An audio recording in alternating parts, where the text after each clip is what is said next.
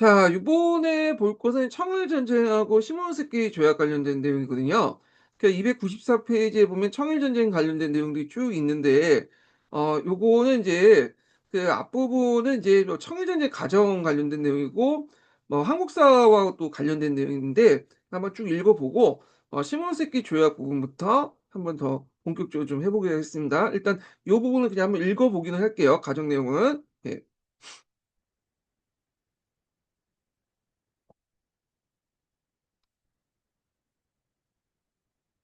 다음은 사용자가 업로드한 이미지들 속 텍스트를 요약 없이 그대로 화면에 제시한 것입니다. 오픈 쿼트.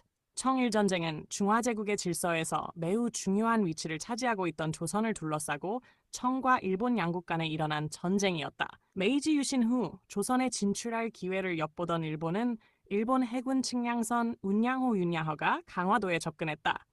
포격당한 사건을 구실로 조선의 강화도 조약, 한일 수호 조약, 실패 강요했다. 이 조약의 내용은 조선의 독립주권 인정, 상호 사절 파견, 세계항 계약 및 일본 영사의 주재와 영사 재판권을 포함한 불평등한 조약이었다. 이 조약에 따라 일본이 1880년 한성에 공사관을 설치하고 활동을 본 클로스 쿼트. 두 번째 이미지 오픈 쿼트. 격화하자 청조 통조도 조선 문제에 관심을 집중했다.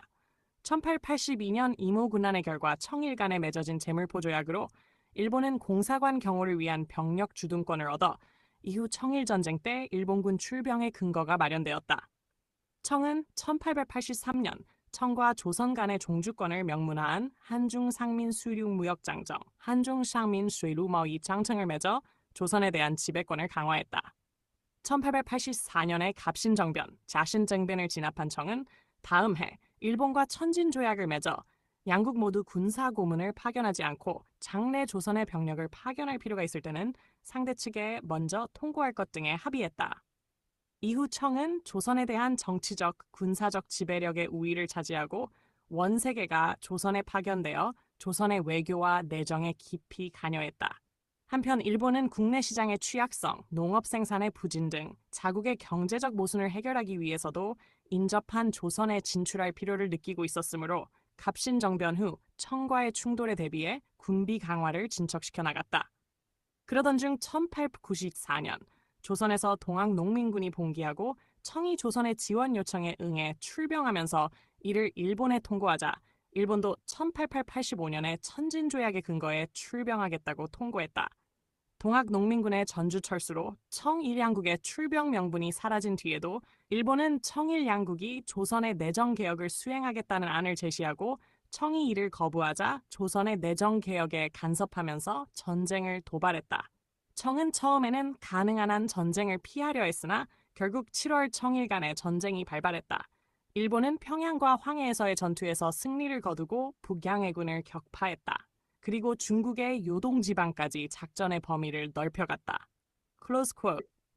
짝 필요하시면 네. 있는데 여기에서 좀 더 볼 게 뭐냐면 잠깐 여기 좀 설명이 청진조약이 있는데 이거 좀 잘못된 거죠? 예. 요거는 재물포조약이에요. 재물포조약. 요 부분은 제가 한국사 할 때 좀 얘기를 했고요. 그다음에 여기에서 이제 일본하고 청나라 간의 이런 전쟁 전투 관련된 내용이 중국사는 아니어도 어디에 있냐면 그 한국사 문제에 예전에 객관식이 한번 기출문제 나왔어요. 예. 그래서 요거 부분을 잠깐 보면서 이제 넘어가겠습니다. 그럼 요 부분 이제 전투 과정 관련된 내용이에요.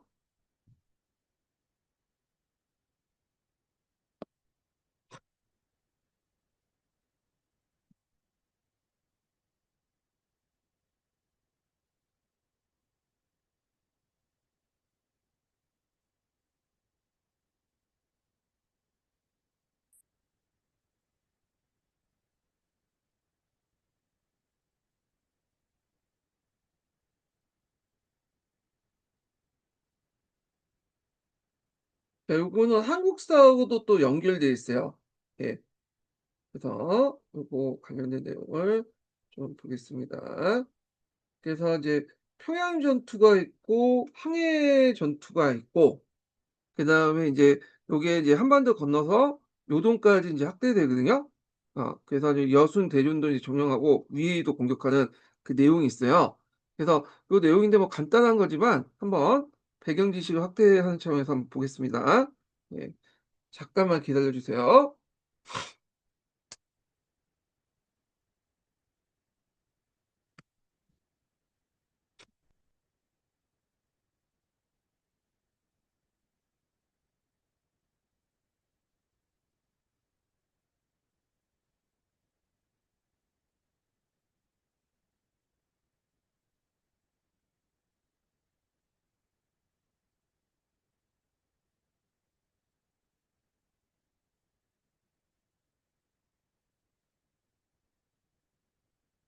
제시하신 내용은 청일전쟁 1894에 1895 초기 전쟁의 승패를 결정지은 두 개의 핵심적인 전투인 평양전투와 황해해전을 가리키는 것입니다. 이 두 전투에서의 승리로 일본은 전쟁의 주도권을 완전히 장악하게 됩니다. 평양전투 1894년 9월 15일 이 전투는 청나라와 일본 양국의 육군 주력이 조선 땅에서 벌인 최초이자 최대의 격전이었습니다. 배경 청나라는 조선에 대한 종주권을 지키기 위해 평양에 정예병력 약 13,000명을 집결시키고 방어진지를 구축했습니다. 평양은 조선의 전략적 요충지였기에 이곳을 사수하는 것이 매우 중요했습니다. 전개 일본군은 약 16,000명의 병력을 동원하여 여러 방향에서 평양성을 포위하고 총공격을 개시했습니다. 일본군은 근대식 훈련과 신식 무기, 소총, 야포 등 운용 능력에서 청나라 군대를 압도했습니다. 결과 전투는 단 하루 만에 일본군의 완벽한 승리로 끝났습니다. 청나라 군대는 수천 명의 사상자를 내고 평양을 포기한 채 북쪽으로 패주했습니다. 이 전투의 패배로 청나라는 조선에 주둔하던 육상 병력을 완전히 상실하고 조선에 대한 영향력을 모두 잃게 되었습니다. 황해해전 1894년 9월 17일 평양전투 직후 황해 앞바다에서 양국 해군의 주력 함대가 맞붙은 대규모 해전입니다. 압록강 해전이라고도 불립니다. 배경 청나라의 북양함대는 평양에 고립된 병력을 수송선으로 철수시키기 위해 출동했고 일본의 연합함대가 이를 저지하기 위해 맞서면서 해전이 벌어졌습니다.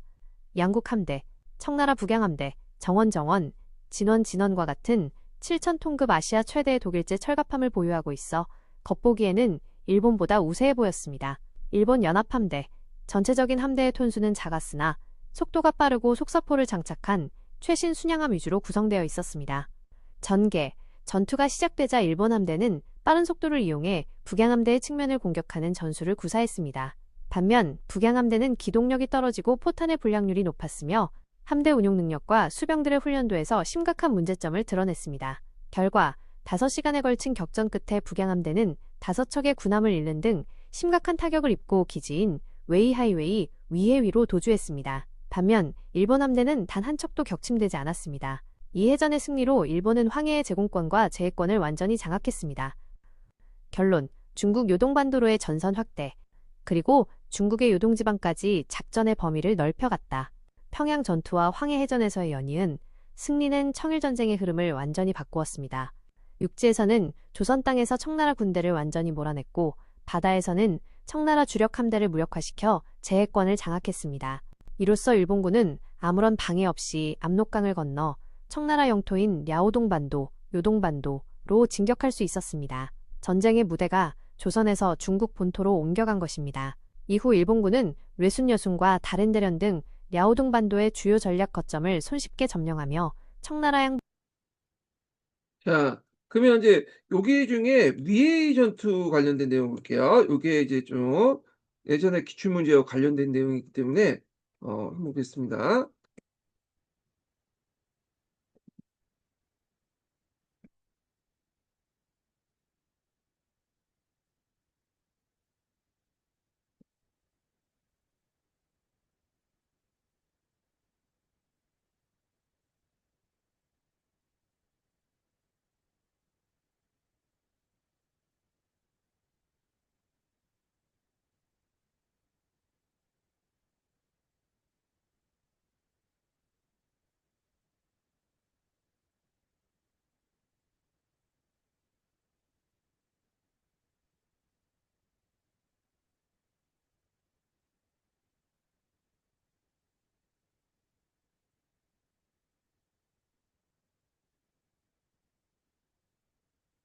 자, 요 웨이하이 전투. 그러니까 이제 그 한자로는 웨이 전투인데, 자, 이 웨이 전투가 이 청일 전쟁의 마지막 전투였거든요.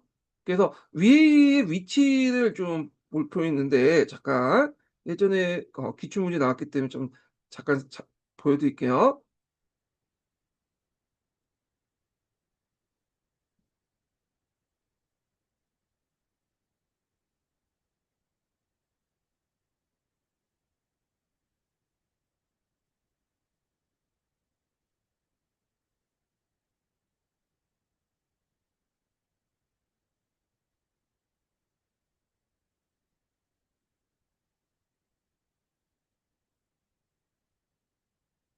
여기가 이미지가 자, 중국 위하이가 이제 어디냐면 여기 있어요. 여기가 위에 웨이하이라고 하죠.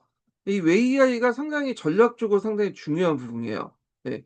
그래서 나중에 있지만 이제 여순 단운이 원래 시모노세키 조약 때 일본한테 넘어가려고 돼 있는데 그 후에 이제 그 뭐냐면 여순 단의 요동반도죠. 요동반도가 일본한테 넘어가는데 이제 중국 그 러시아가 개입돼서 요동반도가 다시 중국에 넘어갔잖아요. 예, 다시 돌려주고 대신에 이제 뭐 무력으로 해가서 나중에 설명했지만 이제 러시아가 여순과 대련을 조차하게 돼요. 예, 그래서 여순과 대련에 이제 그 조차하고 거기에 극동함대를 이제 배치시켜 놓으니까 이에 대해서 이제 그 영국이 놀란 거죠. 영국이 잘못하면 여순 대련을 통해서 여기 보시면 서해 쪽으로 넘어가서 중국 강남을 진출할 수 있겠다 이렇게 생각한 거예요. 영국이요. 그래서 영국이 볼 때는 중국 강남이 자신의 시다발이거든요. 시다발이라는데 저희 자신의 어떤 나와바리죠. 나와바리 자기 영역이기 때문에 만약에 그 여순 대련이 그 러시아 함대가 강남 쪽 내용을 막기 위해서 그 맞은편에 웨이하이 위에이라는 곳에 그런 자신의 해군 기지를 만들 필요가 있었던 거예요. 그래서 원래 이제 그 위에이는 위에이 그 해전에서 전투에서 일본군이 여기를 점령하고 있었거든요.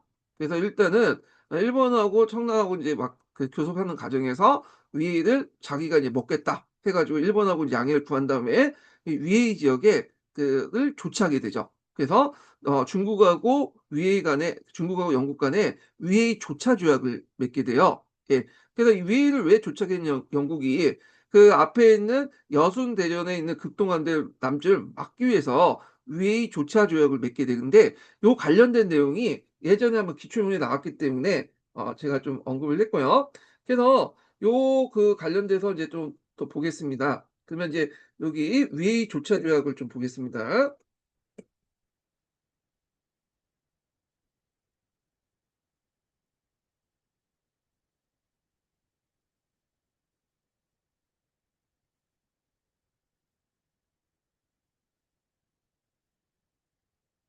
자, 위에이 조차 관련된 내용이 예전에 한번 시험에 나왔기 때문에 한번 보겠습니다.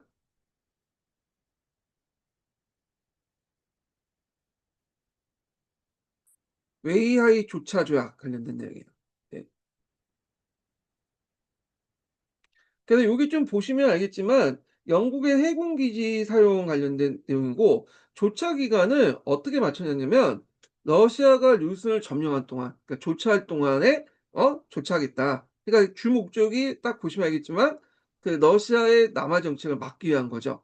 그래서 계속 이게 뭐 막지 못하면 자신의 이제 나와바리인 그 양쯔강 유역 지역을 러시아가 이렇게 먹을 수 있잖아요. 그걸 이제 뭐냐면 통제하기 위해서 요걸 맺었다. 그래서 요 웨이하이 조차 조약 요거 내용이 나왔기 때문에 한번 관련된 내용을 좀 학습을 해보겠습니다. 예.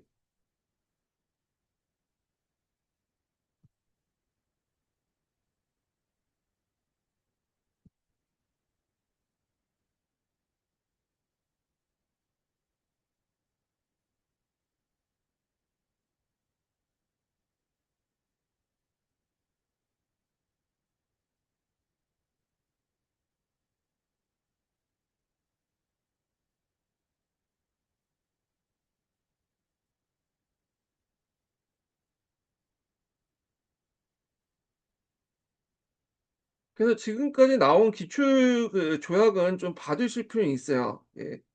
이제 기출 요즘에 조약을 많이 내갖고요. 예. 있습니다. 다음은 사용자가 요청한 웨이하이웨이조차 조이 웨이하이웨이 주제 条约 관련 전문 서술 내용을 요약 없이 그대로 제시한 것입니다. 청일 전쟁 이후 웨이하이웨이는 일본군이 점령하고 있었으나 삼국 간섭으로 일본이 랴오둥 반도를 반환하고 러시아가 그곳을 차지하게 되자 영국 이거 러시아가 차지했다는 것은 어디를 차지하냐면 그 당시 이제 라오tung 반도의 끝에 있는 여순과 대련을 차지했다는 거예요. 여기 여순 대련을 조차를 했는데 주의할 것은 우리가 잘못 알고 있는 게 뭐냐면 삼국 간섭의 대가로 라오tung 반도의 여순 대련을 조차받은 게 아니라 그거는 이제 나중에 좀 있다 러시아가 한포 사격을 통해서 여순 대련을 이렇게 이제 조치를 하게 된 거야. 위협을 해 갖고. 예. 물론 이제 그 당시 이제 요동 반도가 이제 이렇게 돌려준 거에 대한 어떤 배경은 될 수 있어도 직접적인 계기는 이제 그 당시 러시아가 그 여순 대전에 이제 한포 사격을 통해서 위협을 주니까 그 당시 청나라가 알아서 그걸 떼어준 거다. 이렇게 기억을 해 주시면 되고요. 그래서 여순 대전 조차 조약도 좀 이따 살펴볼 거예요. 이것도 이제 예전에 시험 문제 나왔거든요. 러시아를 견제하기 위해 청나라로부터 웨이하이웨이를 빌리는 조약을 체결했습니다. 이것이 바로 1898년 7월 1일 베이징에서 체결된 웨이하이웨이 조차 조약 주제 条约입니다. 배경, 열강들의 중국 분할. 청일 전쟁 이후 청나라의 무력함이 드러나자 서구 열강들은 중국의 영토와 이권을 앞다투어 차지하기 시작했습니다. 1898년 러시아가 이순과 다롄을 조차하자 영국은 러시아의 해군력 팽창을 견제할 북중국 함대 기지가 필요해졌습니다. 이에 영국은 러시아의 이순항과 마주보고 있는 전략적 요충지인 웨이하이웨이를 조차할 것을 청나라에 강력히 요구하여 관철시켰습니다. 웨이하이웨이조차 조약 원문 핵심 내용 및 해설, 이 조약은 매우 간결하지만 영국의 제국주의적 의도를 명확히 보여줍니다. Open quote 文문一定穿条如下：一、中国国家将威海卫及附近海面租予英国，以为英国水师巡阅停泊之所；二、所租之地以俄国驻旅顺之期为限；三、英国所租之地，中国兵轮无论是否在战时，均可暂时停泊；四、在威海卫城内，中国官县仍可照常办理，但不得与保卫租地之武备有所妨碍。Close quote, open quote, 해석. 특별 조약을 아래와 같이 의정한다. 7. 중국 국가는 웨이하이웨이 및 부근 해면을 영국에 조차하며 영국 해군이 순찰하고 정박하는 장소로 삼는다. 조차하는 기간은 러시아가 이순에 주둔하는 기간을 한도로 한다. 영국이 조차한 지역의 중국 군함은 전쟁 시기 여부와 상관없이 잠시 정박할 수 있다. 웨이하이웨이 성내에서는 중국 관리가 여전히 평소처럼 업무를 처리할 수 있다. 단, 조차지의 방어에 관련된 군사 업무를 방해해서는 안 된다. Close quote. 조항별 상세 설명 제1조 조차의 목적. 조약은 웨이하이웨이를 영국 해군의 기지로 사용하기 위해 빌린다고 명시하고 있습니다. 이는 영국의 조차 목적이 상업적 이익이 아닌 러시아의 태평양 함대를 견제하려는 군사적, 전략적 목표에 있었음을 분명히 보여줍니다. 제2조 조차의 기간. 조차 기간을 러시아가 이순을 점령하는 동안으로 못 박은 점이 매우 흥미롭습니다. 이는 이 조약이 철저히 러시아를 겨냥한 것임을 증명합니다. 즉, 러시아가 이순에서 철수하면 영국도 웨이하이웨이를 반환하겠다는 의미로 당시 북중국을 둘러싼 영국과 러시아의 치열한 세력 다툼의 일면을 보여줍니다. 제4조. 이 조항은 영국의 통치 방식을 보여줍니다. 웨이하이웨이 성곽 안의 구역은 청나라 관리가 계속 행정권을 행사하도록 허용하되 영국의 군사 활동에 방해가 되어서는 안 된다고 규정했습니다. 하지만 이는 명목상일 뿐 조차지 전체의 주권은 사실상 영국에 넘어갔으며 영국은 이곳 한무원을 파견하여 직접 통치했습니다. 웨이하이웨이는 홍콩과 달리 완전한 식민지가 아닌 조차지였지만 1930년 중화민국 정부에 반환될 때까지 32년간 영국의 해군 기지 및 동아시아 함대의 여름 휴양지로 이용되었습니다. 이 조약은 19세기 말 독일의 자우저우만, 러시아의 이순 다롄, 프랑스의 광저우만조차 등 서구 열강들이 중국 영토를 마치 파이를 나누듯 분할하던 과분 시대의 상징적인 사건 중 하나로 기록되어 있습니다. 자, 그래서 웨이하이 조차와 관련된 내용을 이제 좀 봤고요. 그러면 이제 다시 넘어가서 시모노세키 조약을 이제 보겠습니다. 자, 이 시모노세키 조약은 예전에 시험에 나왔죠. 그래서 상당히 중요한 조약인데요. 자, 일본의 청조는 일본에 강화를 요청했고, 이 이홍장이 이제 이토 시오를 만나서 시모노세키 조약을 맺었다. 자, 그래서 이게 조약 내용은 이제 우리가 다 알다시피 조선이 자주 독립국을 인정하며 요동반도와 대만, 팽호 열도를 하장하고 배상금을 지불하고 일본에 대한 최애국대로 인정한 신통상 조약을 죄송합니다. 체결해서 4개 항을 개항하고 중경까지 내지항해를 보장하면서 네, 제 코강이 걸려갖고 예. 자, 계약장에서 제조업의 종사권을 보장하며 위의 일본군 주둔권을 보장한다. 자, 위의 일본군 주둔권을 보장하는 내용은 앞에서 이제 원래는 주둔권을 보장했는데 영국한테 넘어갔죠. 예. 그래서 그 당시에는 영일 동맹이기 때문에 영국의 요청을 일본이 이제 넘겨줬다. 이렇게 이제 보시면 되겠습니다. 그러면 여기에 내용을 이제 좀 사료와 관련돼서 한번 찾아볼게요. 그래서 제가 쉬는 시간 동안 잠깐 찾아놨는데 한번 좀 볼게요. 죄송합니다. 이게 제가 코감기에 계속 걸려가지고, 예. 어, 여기 보면, 음, 있는데, 아이고, 어디 있어?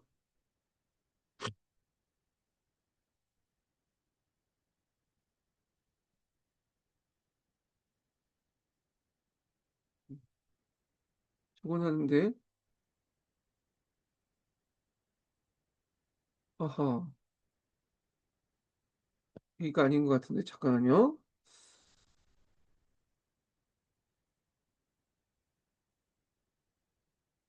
이게 사라졌네? 사라졌는데? 이게 도중에 없어진 것 같아요. 제가 밑에 시몬세키 조합까지 다 찾아갖고 그랬거든요. 예, 그 다시 좀 시간이 걸리겠지만, 한번 찾아볼게요. 예, 다시 하겠습니다. 네, 여기 내용이 있는데, 예,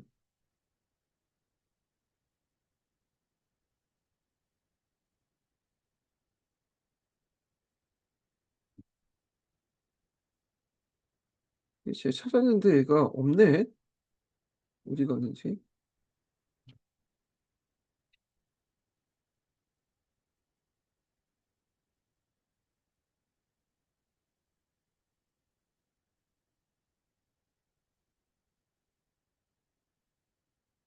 자, 관련된 내용을 이제 좀 보겠습니다.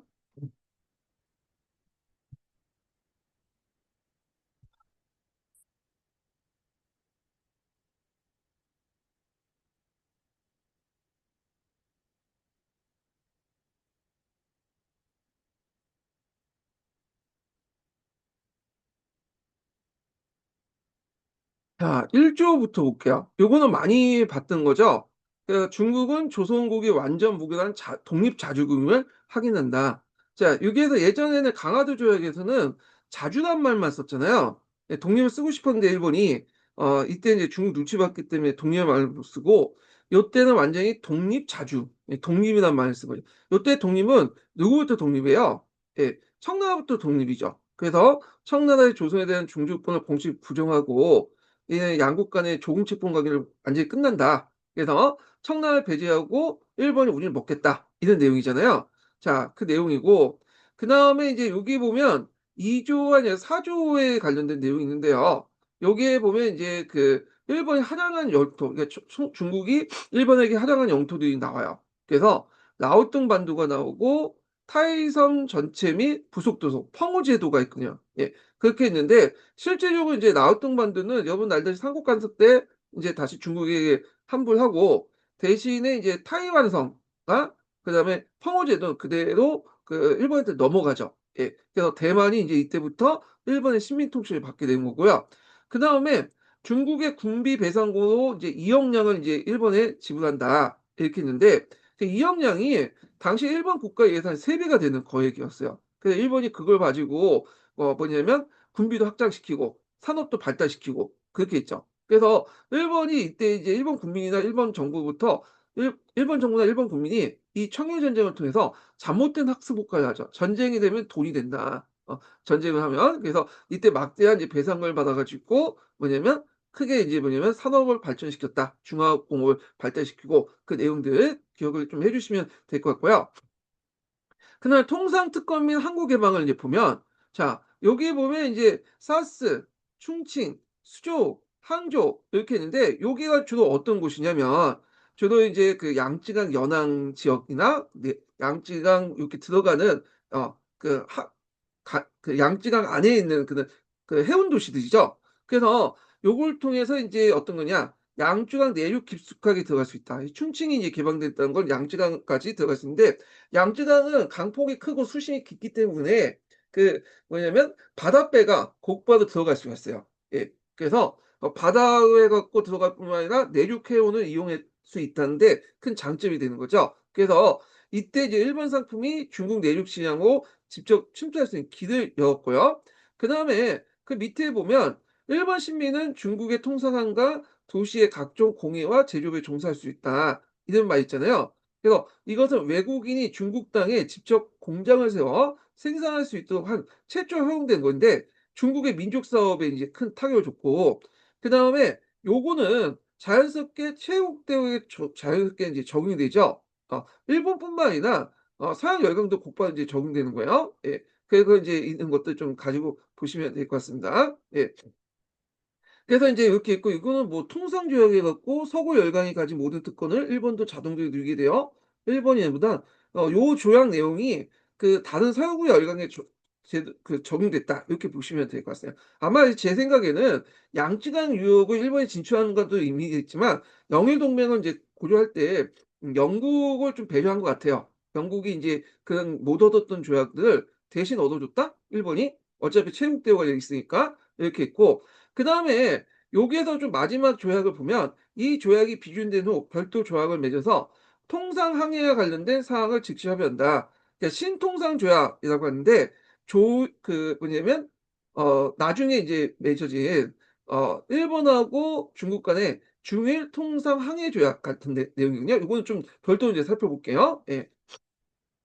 그다음에 이제 앞에 말하는 웨이하이 주도권 요 내용들 있죠. 그 웨이하이 네 했는데 요거는 인제 그 뭐냐면 주둔했다가 이제 나중에 뭐 "너네들 돈 갚으면 이게 물러나겠다." 이렇게 했는데 아마 인제 담보 차원에서 인제 주둔한 것 같은데 이거는 나중에 인제 영국한테 넘어가죠, 이 주둔권을. 그럼 여기에서 인제 좀 살펴볼 것이 뭐냐면 여기 있는 통상항해 조약 신통상 조약을 관련된 내용을 좀 보겠습니다.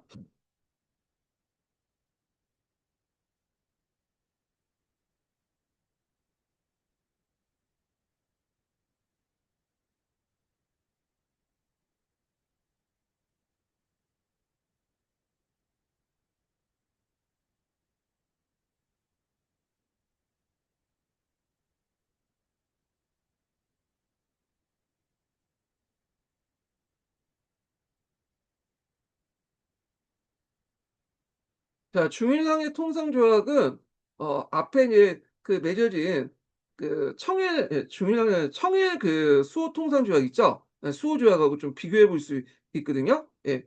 그래서 이제 요 내용을 이제 좀 볼게요. 자, 여기 이제 내용을 보면 중일 통상 항해 조약 또는 청일 통상 항해 조약에 있는 내용인데 자, 앞에 이제 시모노세키 조약 때 그 조약을 맺겠다고 인제 해 놓고 그 구체적인 부속 조약으로서 인제 맺어진 게 중일 통상 항해 조약, 청일 통상 항해 조약인데 그 내용을 보면 "체육 대원을 포괄적으로 인정한다." 그래서 일본군의 식민이 중국에서 임의로 거주하고 왕래할 때 중국이 임의 허가했거나 장래 허가된 체육대 임의가 면제 등을 일제 동일하게 뭐냐면 누린다.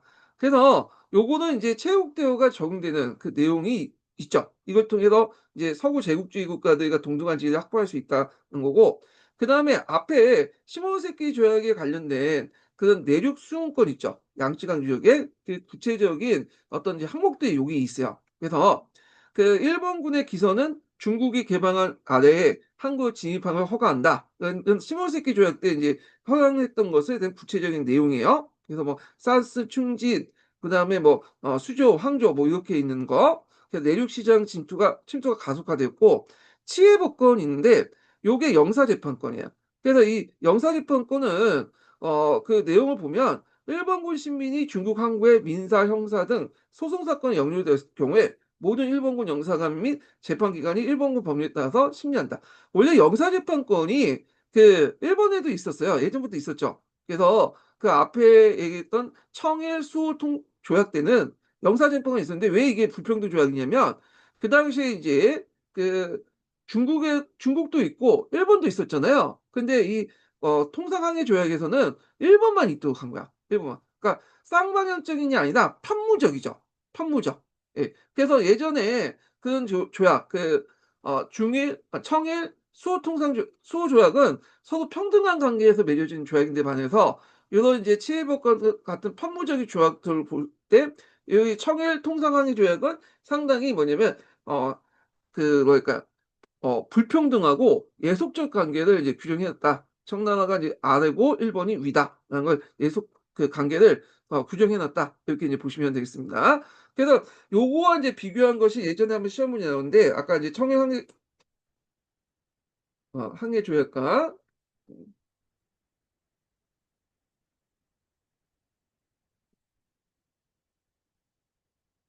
자, 요 관련된 내용을 한번 좀 보겠습니다. 자, 요거 관련돼서 한번 시험 문제 나왔어요. 청일 수호 조약과 청일 통상항해 조약. 자, 요거 이제 좀 보겠습니다. 자, 1871년 청일수 조교와 1896년 시모노세키 조약의 부속 조약이었던 청일통상항해 조약을 비교하면 요게 이제 위치는 이제 바뀐 걸 알 수 있는데 처음에 청일수 조교는 평등 조약이었죠. 근데 청일통상항해 조약은 불평등 조약이야. 그래서 청일수호 조약은 청나라 일본의 어떤 근대적인 국가 관계 수립 위한 자발적인 조약인데 이에 청일통상전은 어쩔 수 없이 한 거야. 청일전쟁 패배 후에 승전국 일본의 요구에 따라 강제로 체결됐고요. 그다음 청일수호 조약은 상호 존중의 원칙이었지만 그 일반적 침해. 그래서 이제 치해배권, 법권이나 내지 항해권 그다음에 이제 그 앞에 영사재판권도 그냥 한쪽만 적용되지 편무적이죠. 예, 쌍방향적인 게 아니라 편문적이다. 이렇게 이제 보시면 되겠습니다. 그래서 요 내용을 한번 읽어보겠습니다. 요거 예전에 한번 기초에 나왔던 거거든요. 한번 읽어볼게요.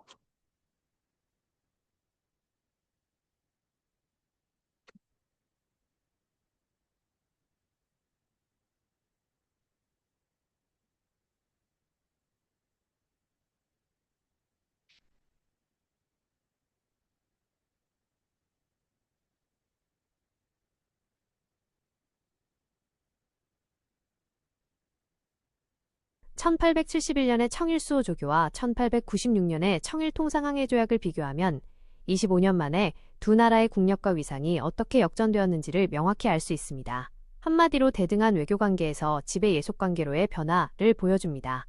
핵심 비교 구분 청일수호 조교 1871년 청일통상항해 조약 1896년 성격 평등조약 불평등조약 배경 근대적 국가관계 수립을 위한 자발적 체결 청일전쟁 패배 후 승전국 일본의 요구에 따른 강제적 체결 주권 상호 존중 영토 불침범 명시 일방적 침해 일본의 치외법권 내지 항행권 등 부여 지 대등한 외교 파트너 승전국과 패전국 상세 설명 관계의 시작 평등했던 청일수호 조교 1871 이 조약은 아시아 국가 간의 서양 국제법의 기초에 맺은 최초의 평등 조약이었습니다. 조약의 핵심은 상호성과 존중이었습니다. 양국은 서로의 영토와 주권을 침해하지 않기로 약속했으며 만약 한쪽 국민이 상대국에서 문제를 일으키면 자국의 영사가 재판하는 치해법권도 서로에게 동등하게 인정했습니다. 이는 전통적인 조공관계를 청산하고 근대 외교 무대에서 두 나라가 대등한 파트너로 출발했음을 보여줍니다. 관계 역전 불평등한 청일통상항해조약 1896 불과 25년 뒤 체결된 이 조약은 청일전쟁의 결과물로 그 내용은 완전히 달랐습니다. 일방적 특혜 모든 특권이 승전국인 일본에게만 주어졌습니다. 중국 내에서 일본인은 중국법의 적용을 받지 않았고 치외법권 일본 선박은 중국의 내륙 깊숙한 곳까지 자유롭게 드나들었으며 일본 상인들은 최애국 대우를 보장받았습니다. 주권 침해 중국은 자국 영토 안에서 일본인과 일본 선박에 대한 사법권과 행정권을 사실상 포기해야 했습니다. 이는 국가 주권의 심각한 침해이자 경제적 예속의 시작을 의미했습니다. 결론적으로 두 조약은 단순한 외교 문서를 넘어 19세기 말 청나라의 몰락과 일본 제국주의의 부상이라는 동아시아 역사의 거대한 전환을 압축적으로 보여주는 역사적 증거입니다. 자, 그래서 한번 읽어봤고요. 자, 그러면 이제 계속 이제 스몰새끼 조약 내용을 좀 보겠습니다. 자, 조약의 내용이 알려지니까 이에 대해서 러시아와 프랑스, 독일이 무력 시위를 죠 이게 우리가 알고 있는 삼국 간섭이죠. 그래서 요동반도를 하라는 대신에 추가 배상금을 물겠다 이렇게 있거든요. 요걸 이제 무슨 조약이냐면 요동반도 이렇게 관련된 요동반도 한부 조약인가 그럴 거예요. 예, 요 내용을 이제 한번 또 보겠습니다. 요것도 기출문제 예전에 한번 시험에 나왔어요. 때문에요. 예.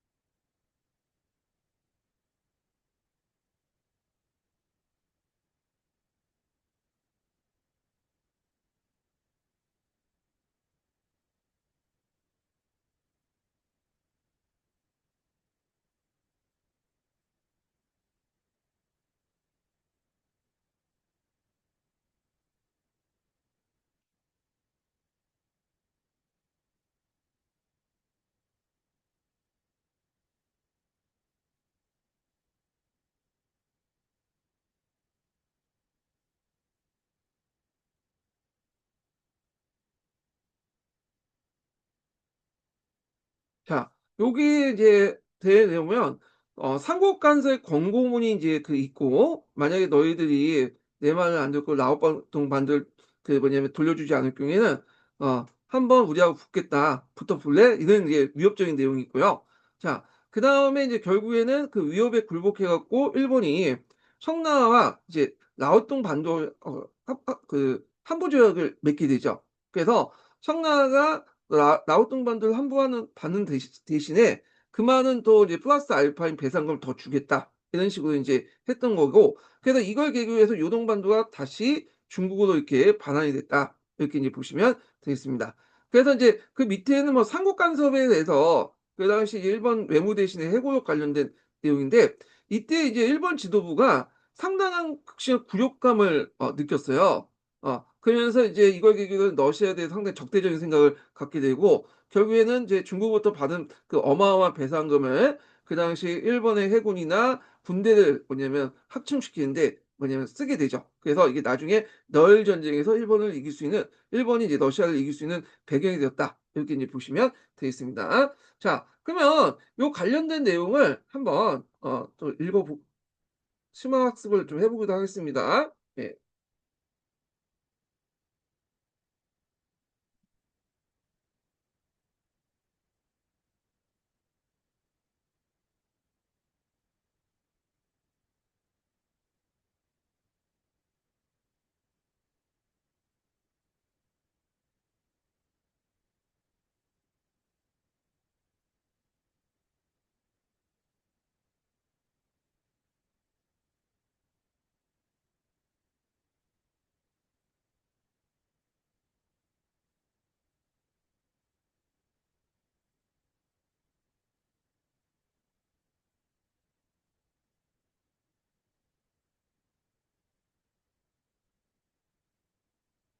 네, 요청하신 내용을 요약 없이 그대로 제시해 드리겠습니다.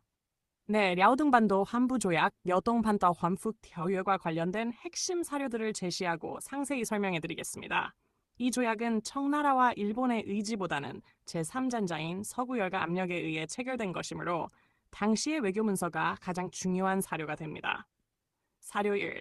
삼국 간섭 권고문 95년 4월미.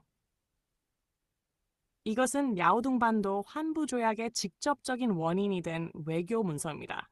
러시아, 독일, 프랑스 3국의 주일공사가 일본 외무성에 전달한 권고 형식의 최후 통첩입니다. 오픈 쿼트 사료 내용 요약. 일본국 정부에 권고한다. 일본이 랴오둥반도를 영구히 점령하는 것은 청국의 수도를 위태롭게 할 뿐만 아니라 조선의 독립을 명목뿐인 것으로 만들 것이다. 이는 극동의 영구적인 평화를 보장하는 데 장애가 될 것이므로 일본 정부는 야오둥반도의 영유를 포기할 것을 권고한다. 니펀고政府に全国す辽東半島の43両派、鎮江の出頭義団ならしめ、朝鮮の独立民主武器物となし、極東の本条風の障害となるをいて、半島の領有を放棄する고宣告す. 사료 해설. 이 문서는 권고라는 외교적 수사를 사용하고 있지만 실제로는 야오둥 반도를 포기하지 않으면 우리 세 나라와 전쟁을 각오하라는 강력한 협박이었습니다. 특히 만주에 대한 야심을 가지고 있던 러시아가 주도했으며 독일과 프랑스가 이에 동조했습니다. 당시 일본은 청일전쟁으로 국력을 소진한 상태였기 때문에 세 강대국을 동시에 상대할 여력이 전혀 없었습니다. 이 한 장의 외교 문서가 시모노세키 조약의 결과를 뒤집는 결정적인 역할을 한 것입니다. 사료 2. 야오둥반도 환부조약 1895년 11월 8일 위의 삼국 간섭을 수용한 일본이 청나라와 베이징에서 체결한 조약의 원문입니다. Open quote.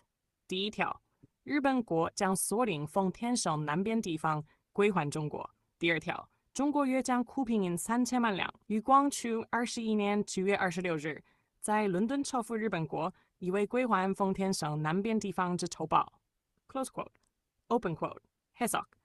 제1조. 일본국은 점령한 펑텐성 홍텐성 남부지방 랴오둥반도를 중국에 반환한다. 제2조. 중국은 쿠핑은 3천만 량을 광서 21년 9월 26일에 런던에서 일본국에 지불할 것을 약속하며 이는 펑토성 남부지방을 반환받는 것에 대한 보상금으로 삼는다. Close quote. 사료 해설. 이 조약은 삼국 간섭의 결과를 공식화한 문서입니다. 제1조는 일본의 굴복을, 제2조는 그 굴복의 대가를 명시하고 있습니다. 청나라는 자국의 영토를 되찾기 위해 전쟁 배상금 2억 량에 더해 추가로 3천만 량이라는 막대한 보상금을 지불해야 했습니다. 이는 청나라의 무력함과 당시 제국주의 국제질서의 냉혹함을 여실히 보여줍니다. 사료 3. 무스 무네미스, 루아오종광의 회고록 건건로. 당시 일본의 외무대신이었던 무스 무네미스가 삼국 간섭 당시의 고뇌와 결정을 기록한 회고록의 일부입니다. 오픈 쿼트, 사료 내용 요약. 승리의 영광은 하루아침에 굴욕의 5점으로 변했다. 그러나 당시 제국의 실력으로 새 강대국에 맞서는 것은 무모한 일이었다. 결국 이들의 권고를 받아들이는 것 외에는 다른 길이 없었다. 국민들은 분노했지만 정부는 장래에 반드시 이 원한을 갚을 것을 다짐하며 오늘의 굴욕을 참을 수밖에 없었다. Close quote. 사료 해설. 이 사료는 당시 일본 지도부가 느꼈던 극심한 굴욕감과 현실적인 판단을 생생하게 보여줍니다. 승리의 영광이 굴욕의 5점으로 변했다는 표현에서 청일전쟁의 승리가 삼국 간섭으로 인해 빛이 발했음을 알 수 있습니다. 특히 마지막 구절은 일본이 이 사건을 계기로 러시아에 대한 복수를 다짐하며 와신상담, 오신장담의 자세로 군비 확장에 총력을 기울이게 되었음을 시사합니다. 이는 10년 뒤 러일 전쟁으로 이어지는 직접적인 복선이 됩니다.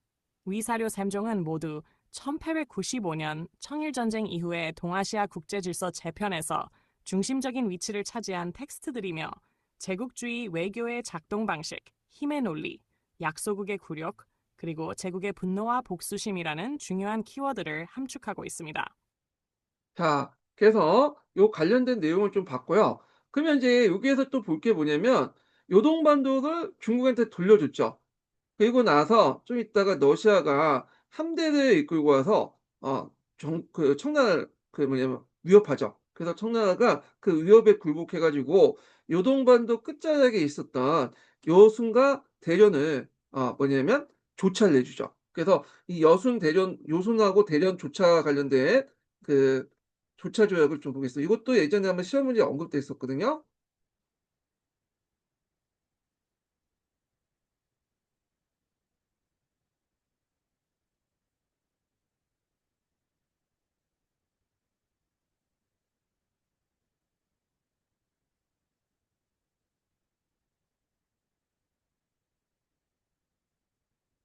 아, 여기에서 물어보는 게 아닌데. 일단 뭐 설명을 해 놨네요, 얘가. 어. 자, 이게 여순 대련 관련된 조차 내용입니다. 예. 그래서 그 당시 내용이 있는데 자, 이렇게 볼게요. 그래서 여순 대련을 왜 조차했냐? 여러분도 알다시피 이걸 바탕으로 해서 이제 그 남쪽으로 내려가는 남진 정책을 하려고 했고 당연히 영국을 자극할 수밖에 없겠죠. 그래서 그 당시 영국하고 러시아는 이 극동 지역부터 해서 중동까지 그레이트 게임을 이제 하고 있었잖아요. 자, 그러다 보니까 이제 그 당시 이제 이거에 대한 반발로 영국 위해를 점령했다고 이제 위해를 조차했다고 앞에 이제 얘기를 했죠. 그래서 여순과 대전에 인제 뭐냐면 그 해군 기지를 이제 만들었다.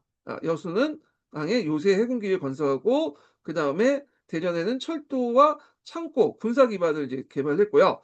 이게 또 동촌철도하고 연결돼 있어요. 예. 동촌철도는 나중에 설명할 텐데 그 당시 러시아가 시베리아 철도를 부설하고 있었죠. 그래서 시베리아 철도를 부설하고 있었고 이 시베리아 철도의 부속 지역으로 그 북만주 지역에 따로 동촌철도를 놓고 있었고요. 그리고 동촌철도의 또 지선으로서 이 남만주철도를 이제 뭐냐면 건설을 하고 있었거든요. 그래서 러시아가 구상하기는 요때 남만주철도의 끝자락을 어떻게 뒀냐면 여순과 대전으로 이렇게 연결하려고 했어요. 물론 이제 하려다가 나중에 너일 전쟁이 일어나서 이 남만주철도 부설권을 뭐냐면 누구한테 넘기죠? 일본한테 넘겨서 일본이 이제 남만주철도를 부설을 했지만 하여튼 이 끝자락에 여순과 대전을 이렇게 연결시키려고 했다.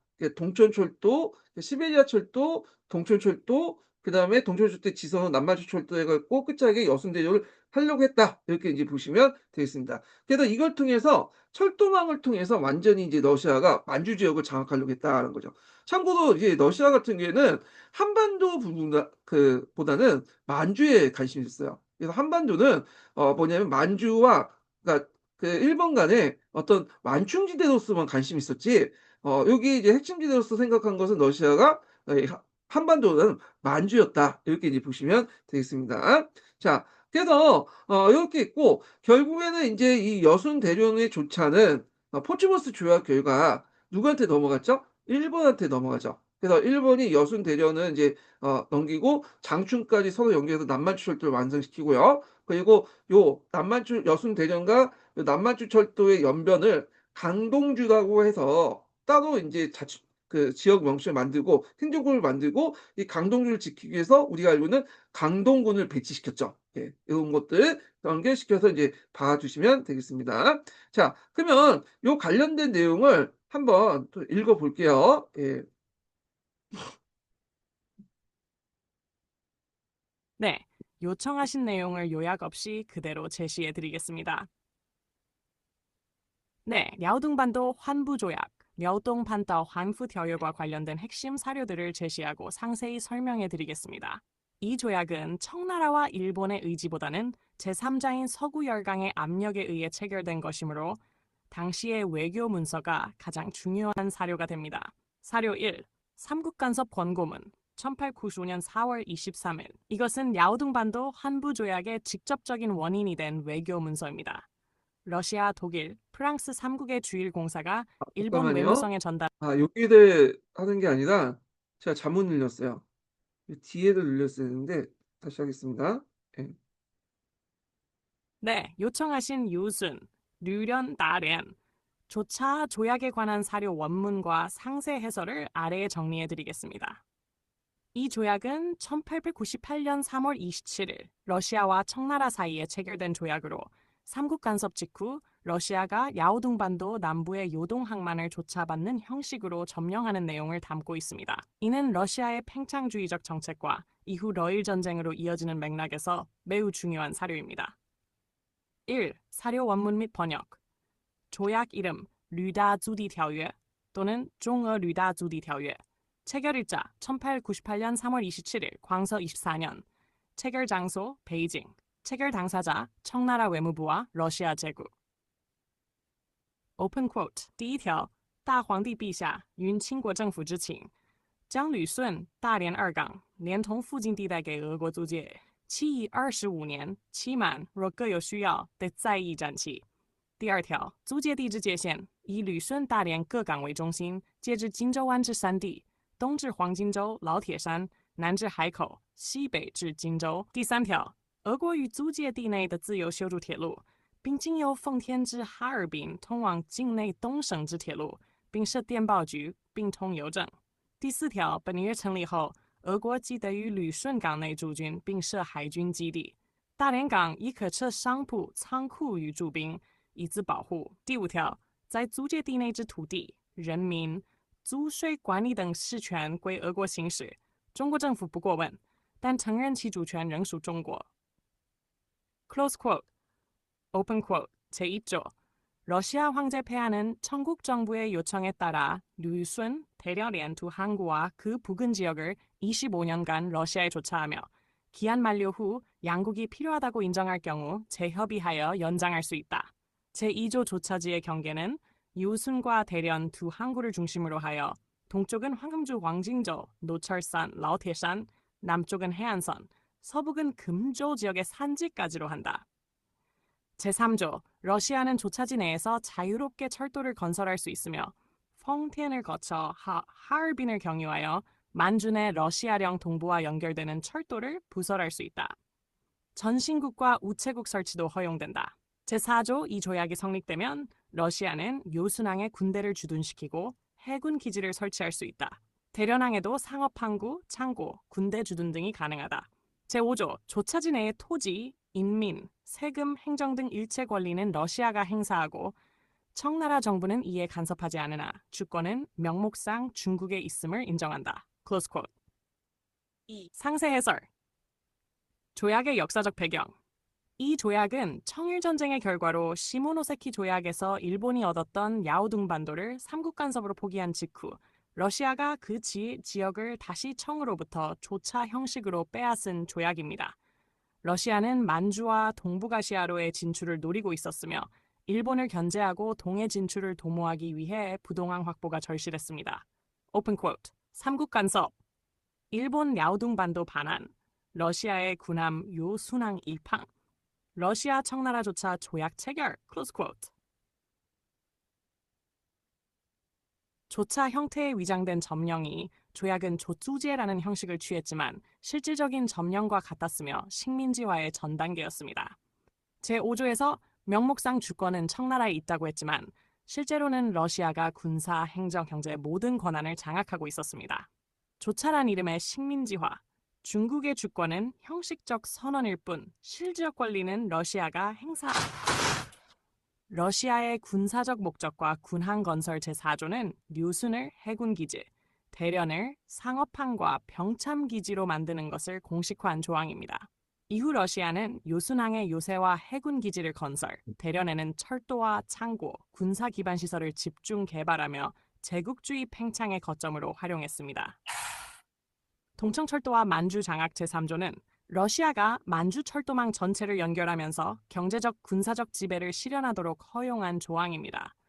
하얼빈을 거쳐 블라디보스토크 또는 시베리아 횡단철도와 연결되면서 러시아의 극동 지배 전략의 핵심 축이 완성됩니다. 향후 역사적 영향이 조약은 청나라가 무력으로는 열강에 대항할 수 없다는 것을 드러낸 대표적 사례이며 이후 러일 전쟁, 흥구먼 19랭 5의 원인이 되는 핵심 사건이기도 합니다. 일본은 삼국 간섭으로 빼앗긴 땅을 러시아가 차지한 것을 국치로 간주하였고 1905년 포츠머스 조약을 통해 다시 이 지역의 권리를 탈환합니다. 정리 요약. 자, 그래서 이렇게 해서 한번 여순 대련 조차와 관련된 내용을 이제 봤고요. 자, 그러면 이제 계속 이제 보겠습니다. 자, 여기에서 이제 그 시모노세키 조약의 계기로 예전에는 이제 청나라가 그래서 잠자는 사자라고 생각했는데 시모노세키 조약으로서 이제 청일전이 패배되었고 청나라는 더 이상 잠자는 사자가 아니라 종이오락이라고 이제 인식을 하게 돼요. 그러면서 이제 열강 각국들이 이제 뜯어먹기 시작하죠. 예. 그래서 앞에서 얘기한 이제 여순과 대련을 러시아에게 넘겼고, 그다음 프랑스의 강주만, 독일의 교주만 이렇게 이제 조치를 했는데 독일의 교주만 관련된 내용은 예전에 한번 시험에 나왔거든요. 그래서 이제 그다음 캉유에이가 상소를 올려서 교주만 관련된 내용을 했어요. 예. 그래서 교주만은 여러분들 어디 있는지는 좀 파악을 해보고 이제 좀 보겠습니다. 자, 이 교주만 내용을 좀 볼게요.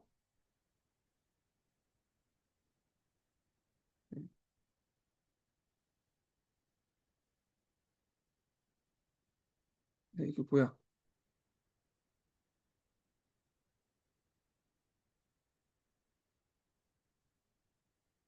네, 교주만 관련된 보겠습니다.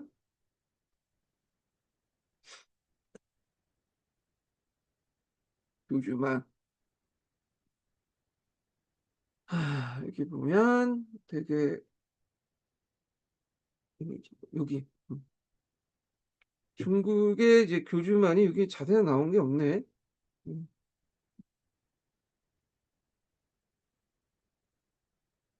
중국의 교주만이 그 요쪽이 칭다오시 보이시죠? 예. 요 칭다오 일대가 중국의 교주만 일대요. 예, 교주만. 예.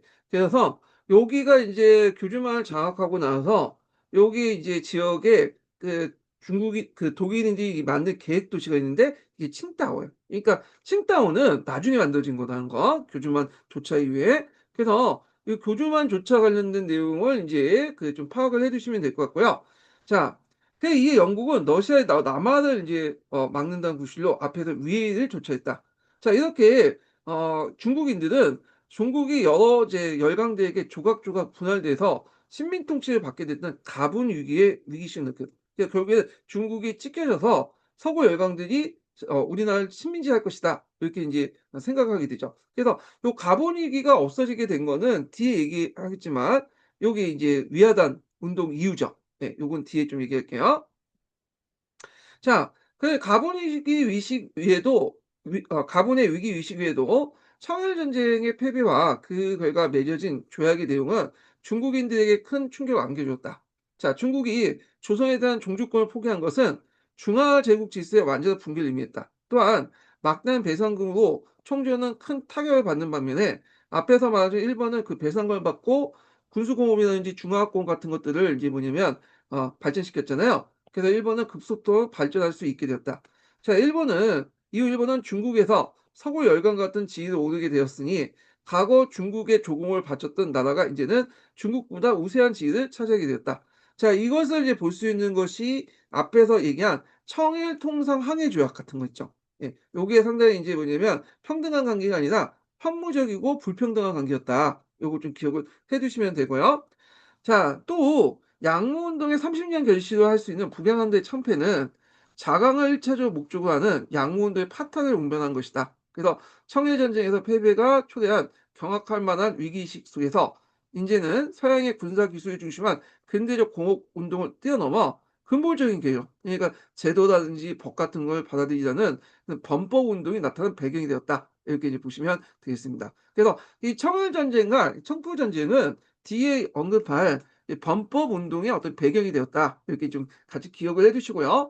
자, 이와 관련돼서 이제 신동기에 관련된 내용을 이제 좀 볼게요. 요거는 앞에 했던 거하고 이제 거의 연결돼 있기 때문에 요거는 이제 좀 읽는 방식으로 하겠습니다. AI가 읽는 방식으로 진행할게요. 예.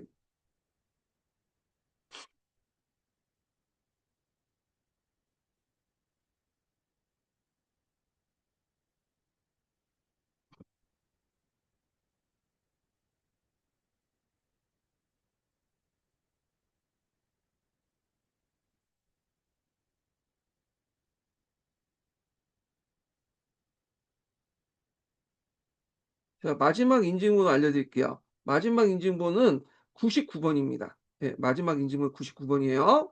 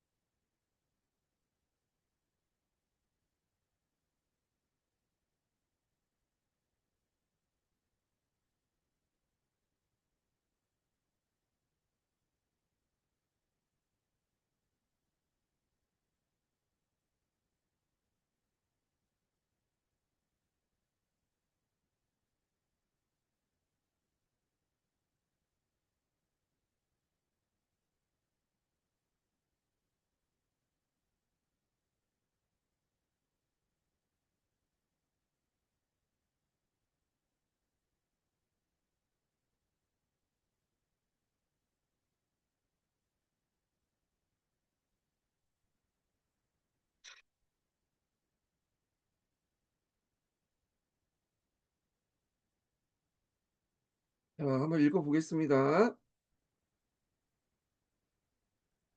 다음은 사용자가 업로드한 이미지 속 텍스트 전체를 이미지 구별 없이 그대로 옮긴 것입니다. Part 2. 동아시아 국제 질서를 파괴한 청일전쟁.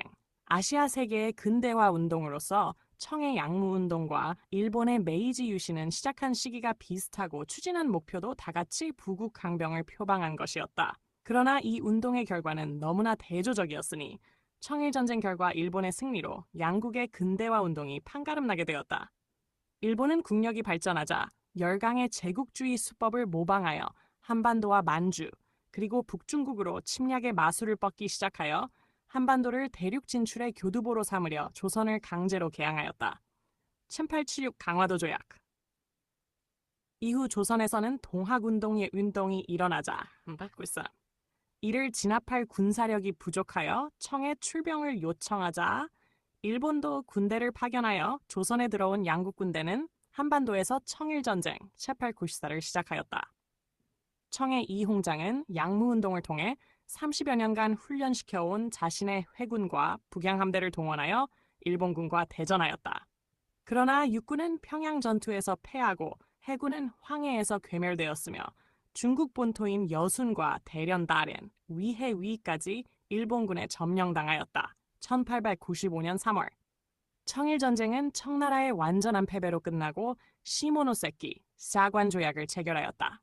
3. 일본 제국주의 아시아 침략의 발판이 된 강화조약 청국정부는 이홍장을 대표로 임명하고 시모노세키 샤관에서 강화회의를 개최하였다.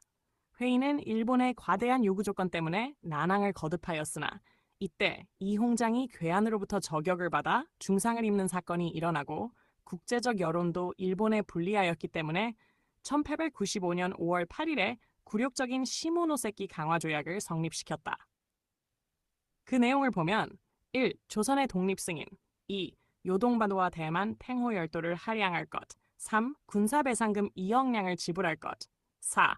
구미열강이 중국에 가지고 있는 통상조약상의 특권을 일본에게도 인정하여 새로운 조약을 체결할 것 등이다. 일본은 조약에서 받은 배상금 2억량 약 3억엔과 여기에 요동반도를 중국에 되돌려주는 상환금을 포함하여 약 3억 5천만 엔의 배상금을 런던은행에 예치하여 이후 일본 제국주의의 아시아 침략 군자금으로 활용하였다.